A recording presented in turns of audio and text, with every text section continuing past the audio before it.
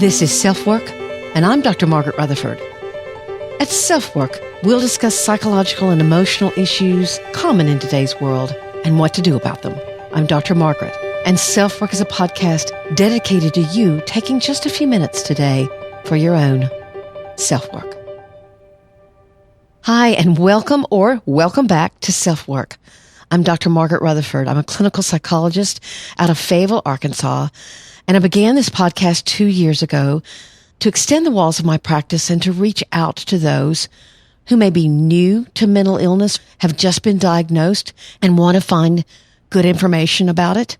Or you may be someone who's in therapy or has been in therapy, and you're just interested in participating in psychological discussions about things. It helps you on your own journey. Or perhaps you're someone who might never darken the door of a therapist, for whatever reason that might be, but you're just curious enough to see what someone like me might have to say. I've been doing what I do for 25 years. 2019 will make it 26.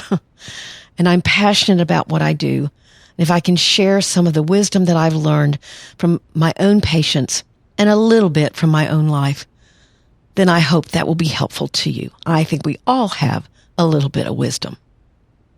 In this episode, we're going to be talking about how to use comparison of yourself with others in a way that's healthy and healing, rather than creating a harder, more jealous, or more insecure you. I'll tell you some of the stories I've witnessed as a therapist or I've heard as a therapist, and a couple of my own to move the discussion along and help you see you're far from alone in whatever fight you have with comparing yourself negatively to others. This episode will be airing the weekend before the Christmas holiday. So if you're of the Christian faith, I certainly wish you a Merry Christmas and a blessed Christmas. If you're enjoying Christmas with family and have traditions, I'll certainly wish you well as well. I know for many of us, this is a very difficult time of year.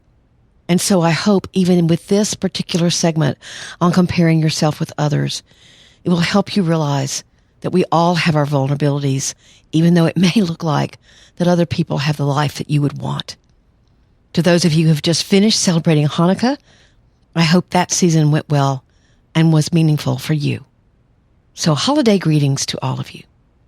Our listener email today is from someone who strongly identifies with perfectly hidden depression, but has an explosive anger at times. So what's that about? So today we're going to be talking about comparing yourself with others, the pros and the cons of doing it.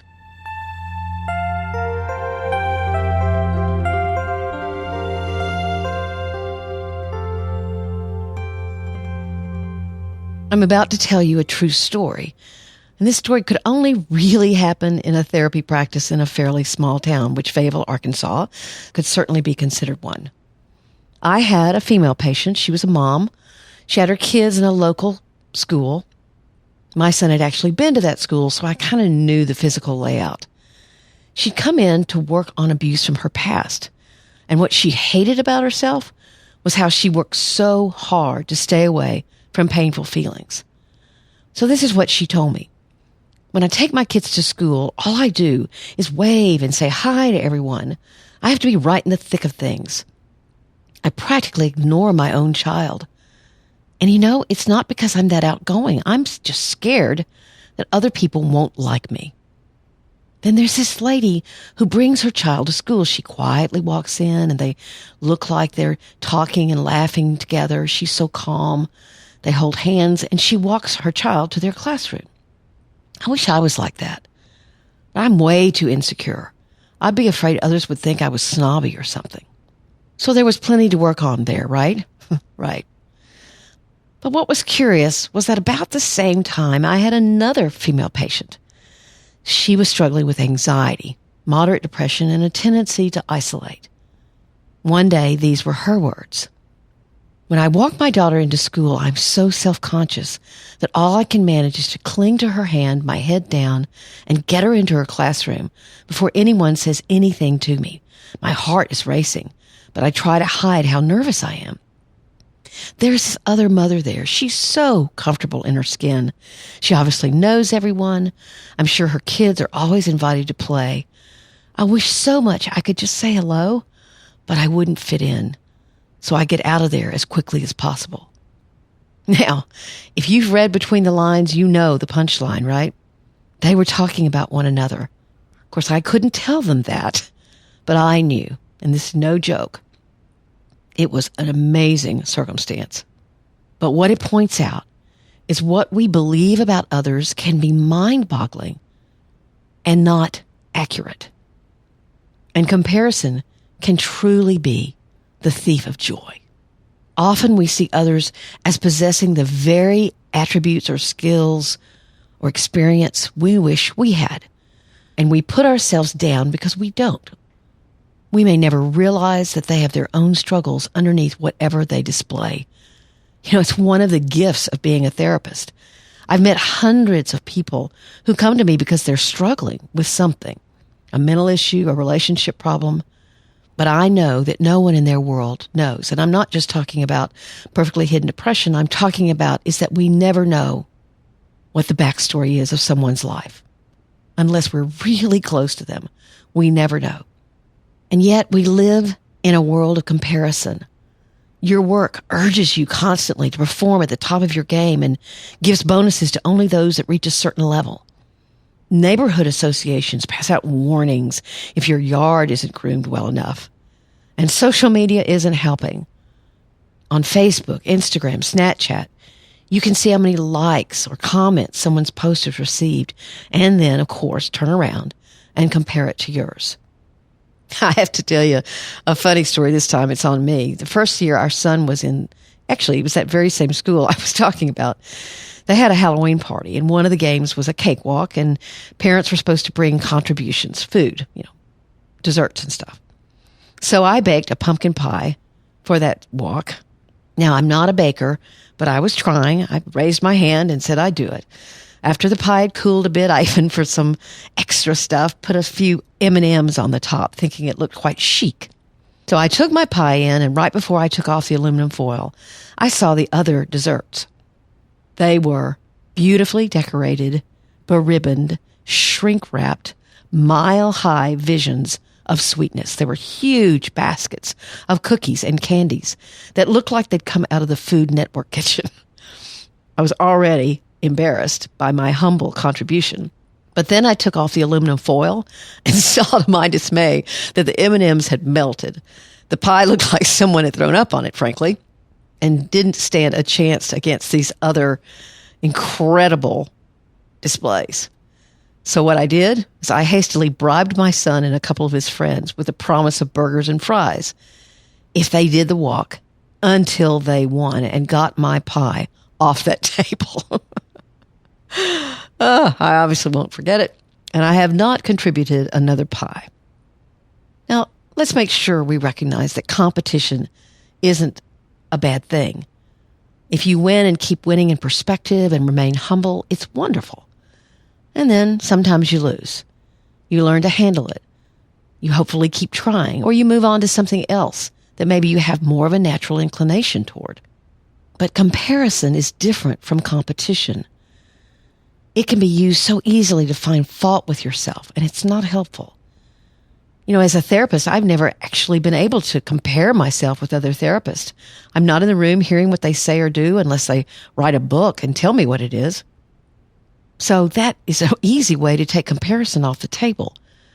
But when I became a blogger and a podcaster, that comparison potential was available for me big time.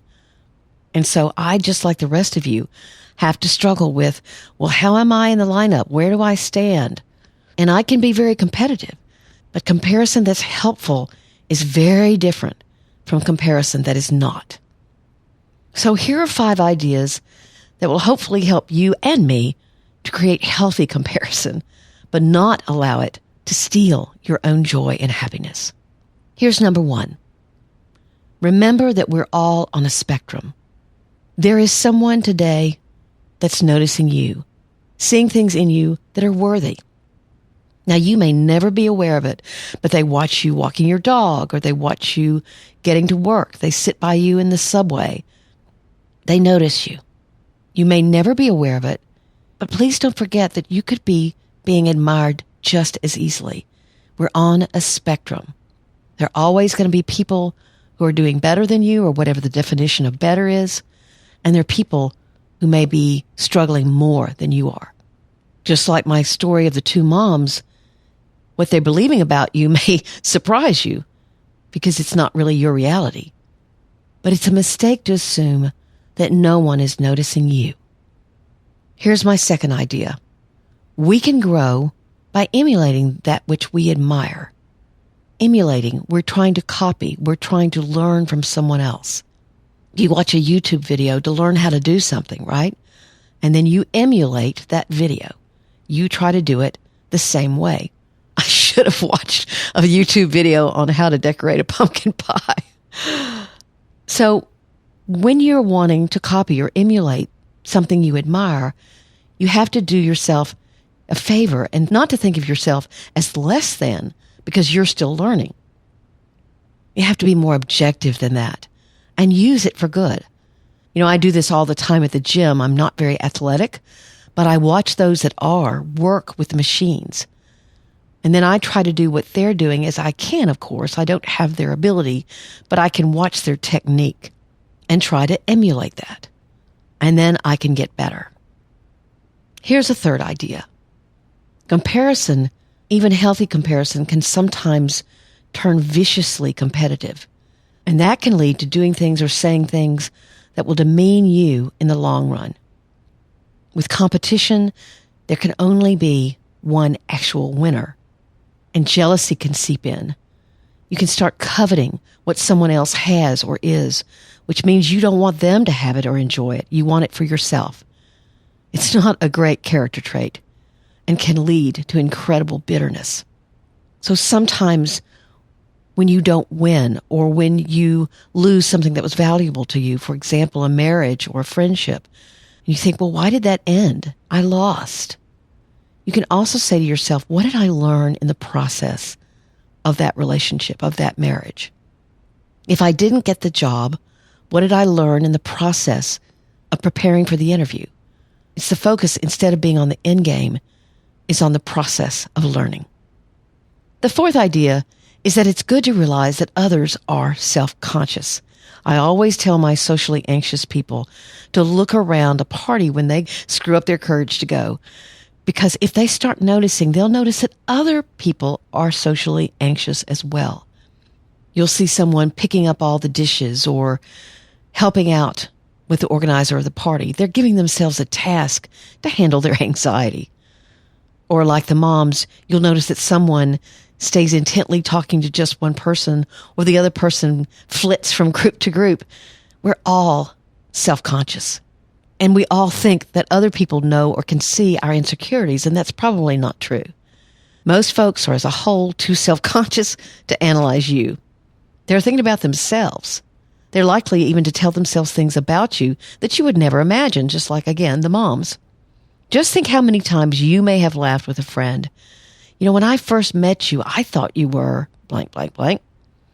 That happens all the time, right? We make assumptions about one another. In fact, I went to a retreat several years ago now. It was a retreat for therapists at a particular residential treatment facility, and we were going to go through the same program that the residents go through. I've talked about that experience on other podcasts. But when we first got there, we formed a big circle, and the leaders had not walked into the room yet, and we were quietly talking or just kind of noticing the other people in the room, and I noticed all of a sudden, you know, I was making assumptions, of course, about other people, trying not to, but I was aware I was. And all of a sudden, I got kind of self-conscious and realized, you know, people are looking at me and doing the same thing. So we're all self-conscious. Maybe that can help those of you with social anxiety out there. You're not. You are far from the only one. This last idea may surprise you. When you reveal or admit your insecurities, it's actually a path to decreasing your comparison with others, your self-comparison, and accepting yourself. If you state openly that you're vulnerable in an area, then your own tendency to dislike that trait in yourself will actually diminish. It's not that bad that you're shy or hesitate to take risks, or you talk a lot, or you avoid conflict. Long ago, I had a patient that realized she tended to dominate conversations, especially at work, and she knew it was about attention. As soon as she realized that and admitted it to herself, she could develop more objectivity about herself and wait for her turn. But it was her acceptance of it that helped her begin to work with it. Maybe you worry too much or struggle to make goals. You weigh more than you want or you don't feel desirable. What you first have to do is accept it and want to change. Then it becomes more possible to be objective. I hope these ideas help. Please remember that you can use comparison to help you notice and learn to adopt new behaviors or choices that you desire, to help you see yourself more objectively, and to help you grow and change in a positive direction. Just watch out for when it begins to have its own life, and your thinking around comparison steals your joy and happiness.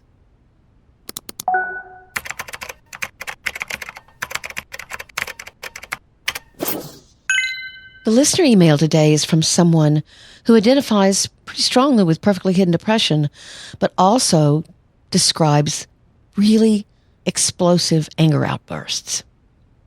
Hi, Dr. Margaret. I've only recently considered therapy and feel very lucky that I found your podcast. That pleases me so much. I've been having issues at work and feel like if I don't talk to someone, it could end with me being fired, because in my head, I'm always telling my boss to shut the F up. I'm afraid it's going to fly out of my mouth. After listening to your podcast, I think I definitely have perfectly hidden depression. No one would ever guess how I feel, and everyone comes to me to fix their issues. I'm 48, never been married, and I don't have kids or pets. I have to plan all get-togethers with friends, but I always make sure that there are 3 of us there, so I don't really have to participate. I listen to everyone else's issues, but I never share my own thoughts or feelings. If I do attempt to share, however, I either scream in rage, that's only happened a few times, but I have the feeling of doing that daily, or I begin crying and shut down, but then quickly make a joke about it. Thank you for putting a name to what I feel and helping me understand that I'm not alone. I've included this email because it makes the point that people with perfectly hidden depression can get angry and can express anger. Now, it's interesting that this woman does it at work, because most of my own patients with PhD have told me that it's more in their relationships with their partners where control is an issue. And so, of course, I start wondering with this boss if it is a control issue as well. And that's what the anger or the sadness is about. So that's one idea that I wanted to get to her. But also the anger seems like a sign that there are a lot of feelings under the surface that need her attention. And when her emotion does come to the surface, it's really intense and explosive. So I told her, "You sound very lonely, actually. You're not allowing anyone to show you their commitment and care. I imagine it has to do with some kind of problem from much, much earlier in your life. And that child within you needs attention and care. You seem to be struggling to know how to let others see your own vulnerability. I'm delighted that you're considering therapy, and you might want to take one of my articles or podcasts on perfectly hidden depression with you so that your therapist won't buy into that happy persona of yours. But please understand also that the trigger may be, as I said a few minutes ago, about control, and you might want to look at that. Good luck to you. Take very good care." So I hope that's helpful. I don't want to create the impression that someone with perfectly hidden depression never gets angry. That's simply not true, or at least isn't true in my concept of perfectly hidden depression. So I hope that this email, along with all the others we go through, is helpful.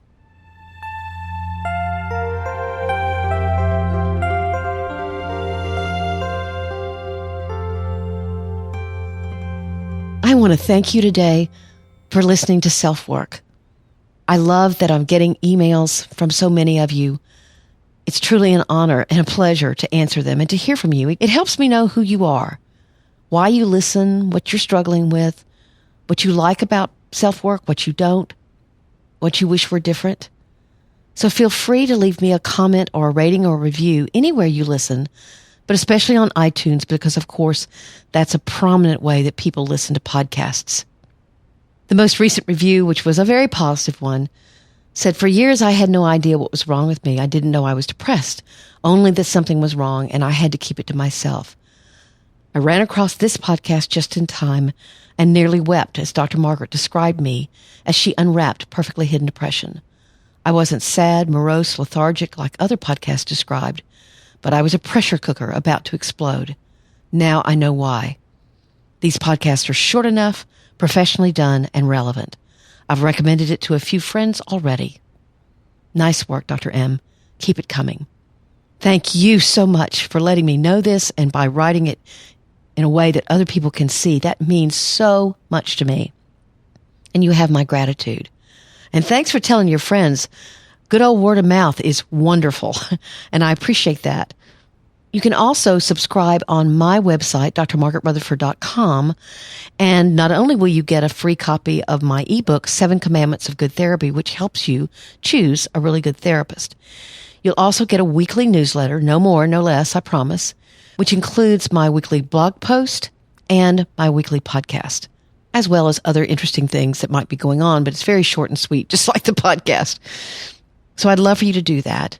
I also have a new Facebook group where I weave in and out and leave my comments, but I've got some wonderful, wonderful people from around the world who have joined, and they all give their different perspectives. It's a very diverse group, lots of different age groups, lots of different countries, primarily the United States, but I'm really enjoying their own participation and, again, getting to know my SelfWork audience.